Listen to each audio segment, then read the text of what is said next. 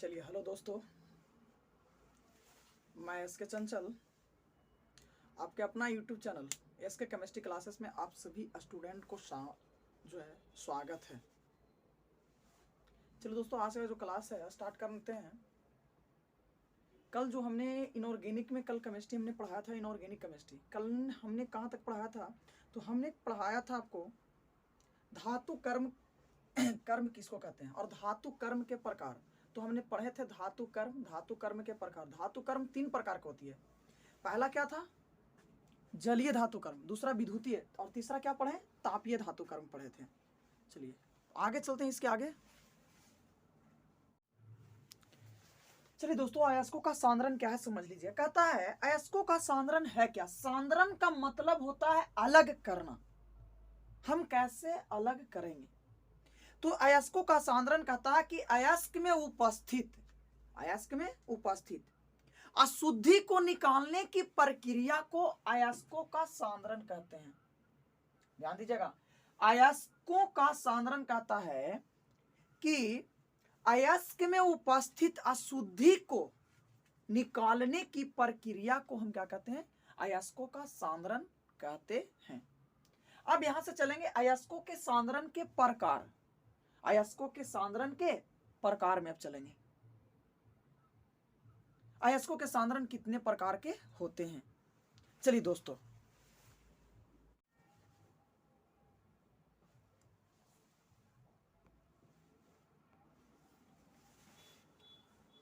चलिए तो रासायनिक विधि में कौन सा विधि है? कितने? पहला निस्तापन है ना, दूसरा क्या है? जारण या भर्जन, तीसरा क्या है? निक्षालन, तीसरा क्या है? निक्षालन, क्या है? निक्षालन। चलिए तो सबके बारी बारी से हम जानेंगे। हम उतना जो है डिटेल्स जो है नहीं जाएंगे, यानी इसमें कुछ कुछ हम पॉइंट छोड़ेंगे, है ना। जो मेन होगा उसको हम आपको बता देते हैं कौन कौन सा आपको एग्जाम के व्यू से जो है आपका आएगा। तो देखिए, सबसे पहले एग्जाम की अगर बात करते हैं तो एग्जाम की व्यू से अगर देखें तो ये आपका ठीक है। दूसरा आपका ये आपका हो गया जारण या भर्जन। तीसरा अगर हम बात करें तो इस पर थोड़ा सा ज्यादा इस पर दिया जाता है।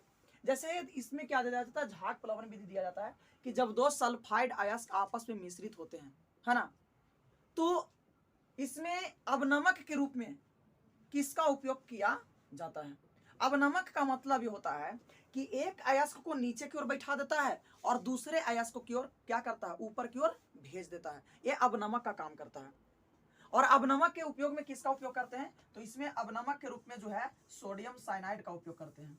ये सोडियम साइनाइड क्या करता है कि एक अयस्क को नीचे की ओर बैठा देता है और दूसरे अयस्क को ऊपर की ओर भेज देता है। तो चलिए हम बारी बारी से सबके बारे में देख लेते हैं, थोड़ा सा समझ लीजिएगा। अगर हम पहले अगर बात करें तो सबसे पहले थोड़ा सा चलते हैं गुरुत्व पीड़ितकरण विधि को देख लेते हैं। गुरुत्व पीड़ितकरण विधि क्या है? तो गुरुत्व पीड़ितकरण विधि ये आपका विधि ऐसा विधि है कि आपका घर में भी आपका इस विधि का उपयोग करते हैं लोग। गुरुत्व विधि कहता है कि इस विधि में वैसे अयस्क का सांद्रण किया जाता है। ध्यान देना पे, कहता है इस विधि में वैसे अयस्क का सांद्रण किया जाता है जिसमें अयस्क तो भारी होते हैं लेकिन अशुद्धि क्या होती है? हल्का होता है। कहता है इस विधि में वैसे अयस्क का सांद्रण किया जाता है जिसमें अयस्क भारी और अशुद्धि क्या होती है? हल्का होती है। इसके लिए क्या करते हैं कि इस विधि में अयस्क को पाउडर के रूप में लिया जाता है और पाउडर के रूप में लेकर एक बर्तन में जो है लेकर पानी की तेज धारा के नीचे हम रख देते हैं। ध्यान देना पे, क्या कहता है समझ लीजिएगा। गुरुत्व पीड़ितकरण विधि कहता है कि इस विधि में क्या करते हैं कि अयस्क को हम क्या करते हैं? पाउडर के रूप में लेते हैं और एक बर्तन में लेकर, है ना, जल के तेज धारा के नीचे क्या करते हैं? इसको रख दिया जाता है। जैसे देखिए एक बर्तन है, ठीक है। अब इस बर्तन को क्या किए हैं कि यहां पे समझ लीजिए क्या है, एक आपका जो है, हम यहाँ पे आपको एक नल बना देते हैं।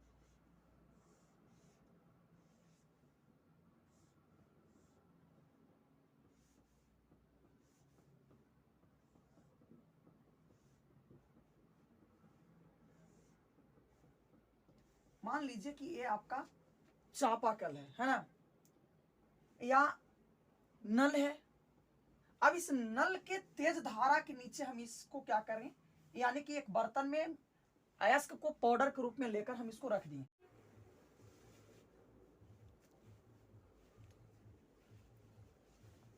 चलिए दोस्तों फिर से समझ लीजिएगा, गुरुत्व पृथक्करण विधि कहता है कि इस विधि के द्वारा है ना वैसे अयस्क का सांद्रण किया जाता है जिसमें अयस्क तो भारी होते हैं लेकिन अशुद्धि क्या होता है, हल्का होता है। इस विधि में क्या करते हैं कि अयस्क को पाउडर के रूप में लिया जाता है। अयस्क को किस रूप में लिया जाता है, पाउडर, पाउडर के रूप में लिया जाता है, और एक बर्तन में जल के तेज धारा के नीचे रख देते हैं, जिससे क्या होता है कि अशुद्धि हल्का होने के कारण बर्तन से नीचे चलाता है, जबकि शुद्ध अयस्क जो है इस बर्तन में रह जाता है।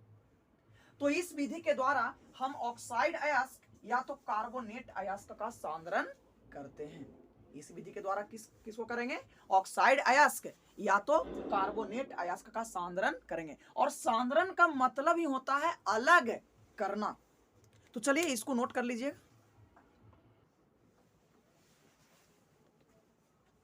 चलिए दोस्तों, तो अगला क्या है, दूसरा नंबर आपका है झाग प्लवन विधि। झाग प्लवन विधि क्या कहता है समझ लेना। यहाँ पे कहता है कि इस विधि के द्वारा हम जो है सल्फाइड अयस्क का सांद्रण करते हैं। किसको करते हैं, सल्फाइड अयस्क का सांद्रण करते हैं। क्यों करते हैं सल्फाइड अयस्क का सांद्रण, क्योंकि यह हल्का होता है और हल्का होने के कारण इथेन के साथ क्या होता है, चिपक जाता है।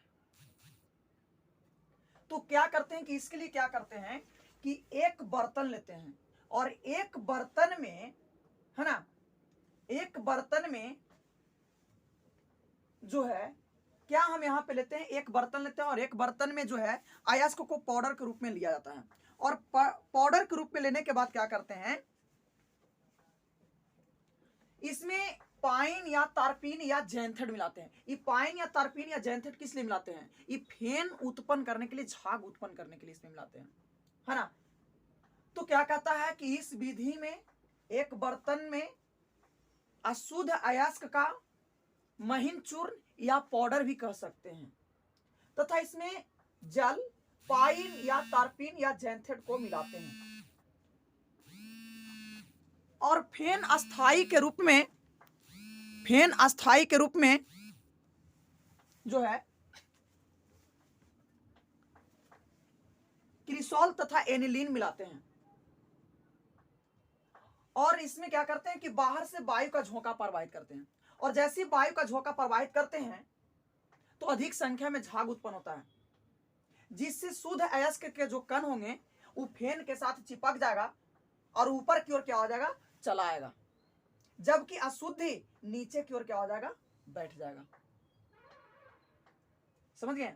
तो फिर से एक बार हम बोल दे रहे हैं इसको, इसको नोट कर लीजिएगा।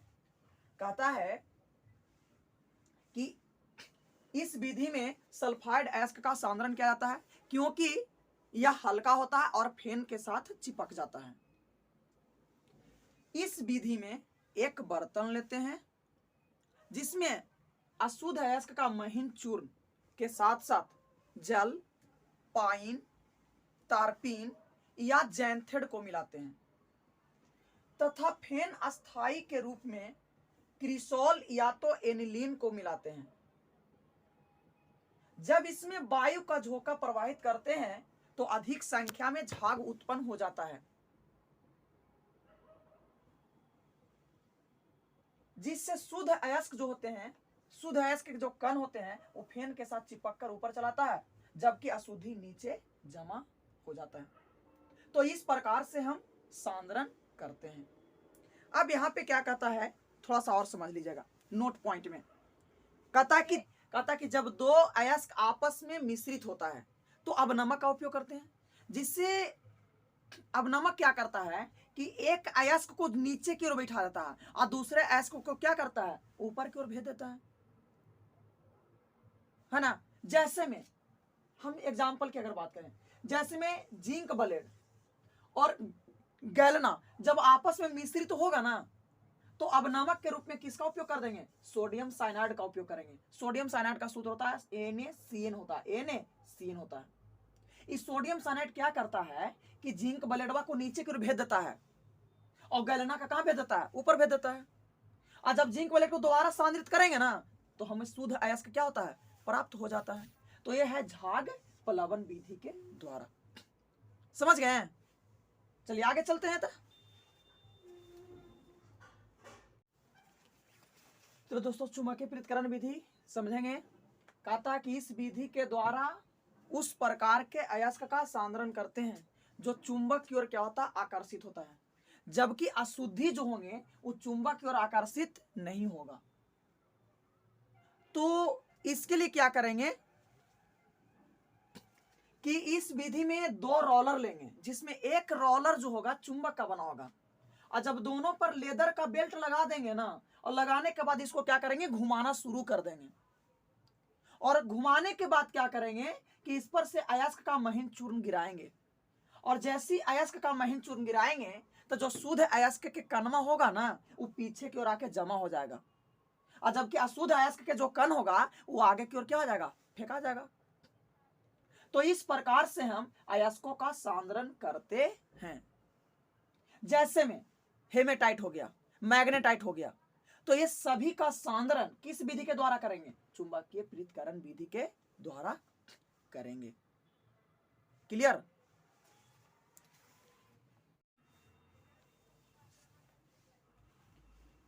चलिए दोस्तों, क्या है निस्तापन। रासायनिक विधि में पहला है निस्तापन। निस्तापन को एकदम भिभिया कर लीजिएगा इसको। निस्तापन है क्या, कैल्सिनेशन कहते हैं किसको, है ना। तो यहां पे हम इसको समझेंगे। पहले देखिए क्या है, कहता है कि इसमें निस्तापन जब भी हम करते हैं तो धातु के कार्बोनेट ही इसमें भाग लेता है। कहता है कि सांद्रित अयस्क को वायु के अनुपस्थिति में गर्म करने के विधि को हम क्या कहते हैं, निस्तापन कहते हैं, कैल्सिनेशन कहते हैं। इससे क्या होता है कि धातु के जो कार्बोनेट होते हैं वो विघटित हो जाता है, यानी टूट जाता है, और धातु के ऑक्साइड में क्या होता है, बदल जाता है, और इसमें कार्बन डाइऑक्साइड क्या होते हैं, बाहर निकल जाता है। और इसमें जो जल के भी अणु होते हैं ना वो भी क्या होता है, टूट जाता है, बाहर निकल जाता है। तो सांद्रित अयस्क को वायु के अनुपस्थिति में गर्म करने के विधि को हम क्या बोलेंगे, निस्तापन कहते हैं। इससे धातु के कार्बोनेट विघटित होकर धातु के ऑक्साइड में बदल जाएगा, एवं कार्बन डाइऑक्साइड क्या हो जाएगी, बाहर निकल जाएगा, एवं इसमें जो जल के अणु उपस्थित होंगे वो भी क्या हो जाएगा, बाहर निकल जाएगा। तो ये होता है निस्तापन। जैसे ZnCO3, जब इसको मेल्टिंग पॉइंट से कम ताप पर इसको गर्म करेंगे तो ये टूट जाएगा, ZnO प्लस क्या देगा, CO2। जैसे कैल्शियम कार्बोनेट, जब इसको मेल्टिंग पॉइंट से कम ताप पर इसको गर्म करेंगे तो कैल्शियम ऑक्साइड प्लस में कार्बन डाइऑक्साइड देगा। जैसे बॉक्साइट को इसको भी गर्म करेंगे तो L2O3 प्लस क्या देगा, 2H2O में टूट जाएगा। तो ये है मेरे भाई निस्तापन। ये क्या है, निस्तापन। चलिए दोस्तों आगे की ओर चलते हैं। चलिए दोस्तों अगला क्या है, रासायनिक विधि में दूसरा नंबर पॉइंट में आता है जारन या भर्जन। और इसको भी एकदम कर दीजिए ना, पूछता है हमेशा ही। जारन या भर्जन क्या है, जिसको इंग्लिश में बोलते हैं रोस्टिंग। और रोस्टिंग का मतलब आप लोग जानते हैं, इसको क्या करना है, हीट करना है। तो हीट करेंगे किसकी उपस्थिति में, तो वायु की उपस्थिति में, है ना। तो क्या कहता है जारन या भर्जन, क्या कहता है, जारन का मतलब ही होता है जलाना, अब भर्जन का मतलब होता है भारजित करना, यानी भारजित करना। तो भारजित किसके उपस्थिति में करेंगे, वायु की अनुपस्थिति में नहीं, वायु के उपस्थिति में भारजित करेंगे, तब ना ही जल के राख हो जाएगा। तो क्या कहता समझ लीजिए, कहता कि सांद्रित अयस्क को, तो सांद्रित अयस्क को जैसे ZnS, अब इसको वायु की उपस्थिति में, सांद्रित अयस्क को वायु की उपस्थिति में गर्म करने के विधि को जारन या भर्जन कहते हैं। जारन या भर्जन कहते हैं। इससे क्या होता है कि इससे धातु के जो ऑक्सीकृत होते हैं, धातु क्या होता है, ऑक्सीकृत होता है, और इसमें उपस्थित जो अशुद्धि होते हैं वो ऑक्सीकृत होकर बाहर निकल जाता है। चलिए, तो जैसे हमने यहाँ पे देखा जिंक सल्फेट प्लस इसको वायु की उपस्थिति में गर्म करते हैं, तो यहाँ पे क्या होता है कि ZnO प्लस क्या देता है, ZnO प्लस SO2, है ना।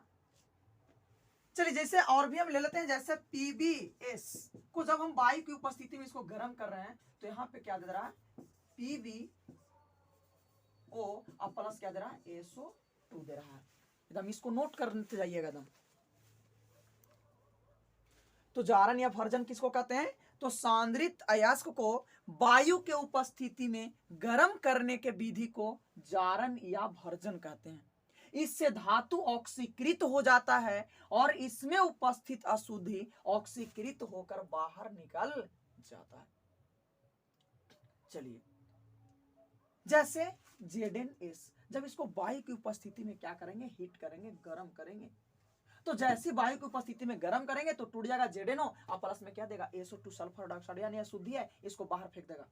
जैसे PbS गैलना है, इसको वायु की उपस्थिति में इसको क्या करेंगे, गर्म करेंगे। अब जैसे ही गर्म करेंगे तो इसमें जो होगा यानी कि धातु का ऑक्साइड मिलेगा, अब प्लस में यहाँ पे सल्फर डाइऑक्साइड गैस क्या कर देगा, बाहर निकाल देगा।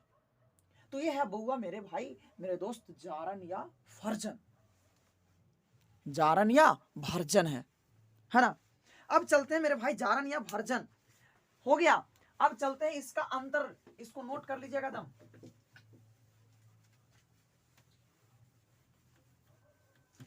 चलिए अब आगे की ओर बात करते हैं। आगे की ओर अगर बात करें तो निस्तापन तथा जारन या भर्जन, है ना, जारन या भर्जन। तो जारन या अगर हम यहाँ पे कहें भर्जन में अंतर कहता है, अंतर क्या है, तो एक तरफ ऐसे निस्तापन कर देंगे और दूसरा तरफ क्या कर देंगे, जारन, क्या कर देंगे, जारन कर देंगे। एक तरफ निस्तापन और एक तरफ जारन कर दीजिए।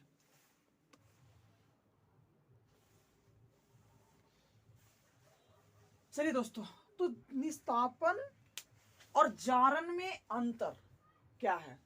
देखिए निस्तापन कहता है ना कि यह क्रिया जो है या तो कार्बोनेट या तो सल्फाइट या तो सल्फेट अयस्क के साथ होता है। ध्यान से सुनना, निस्तापन कहता है कि यह क्रिया कार्बोनेट या सल्फाइट एवं सल्फेट अयस्क के साथ होता है, जबकि यह क्रिया जारन में यह क्रिया सिर्फ और सिर्फ सल्फाइड अयस्क के साथ होता है, किसी दूसरे के साथ नहीं होता है। निस्तापन में दूसरा कहता है कि यह क्रिया जो होती है ऑक्सीजन के एकदम सीमित मात्रा, न के बराबर सीमित मात्रा में संपन्न होती है, जबकि यह क्रिया जारन में यह क्रिया ऑक्सीजन के अधिकता में संपन्न होता है। दूसरा इसमें तीसरा निस्तापन में कहता है कि इसमें तापीय विघटन होती है, यानी तापीय विघटन का मतलब होता है कि जब कैल्शियम कार्बोनेट को गर्म करेंगे तो कैल्शियम ऑक्साइड प्लस क्या देगा, CO2 देगा। लेकिन जारन जो है यह क्रिया ऑक्सीकरण के कारण संपन्न होता है, यानी ZnS प्लस O2 ऑक्सीजन के साथ इसको अभिक्रिया कराएंगे तो ZnO प्लस क्या देगा, SO2 देगा। यहां तक किसी को दिक्कत है, एकदम इसको नोट कर लीजिए। और ये तो अंतर तो अब फिर भी आई है, अंतर को एकदम ई वाला को एकदम कर दीजिए, इंपॉर्टेंट कर दीजिएगा। जितने आपको हम अंतर पढ़ाएंगे उस सबका सब अंतर इंपॉर्टेंट कर देना। तो जारन निस्तापन में अंतर किसी क्लियर हो गया।